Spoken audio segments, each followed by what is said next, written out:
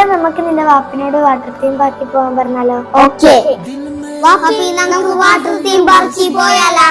കൊച്ചുങ്ങൾ എന്നായാലും ആഗ്രഹം പറഞ്ഞ നമ്മളെ കൊണ്ട് പറ്റുവാന്നെ അതങ്ങ് സാധിച്ചു കൊടുത്തേ.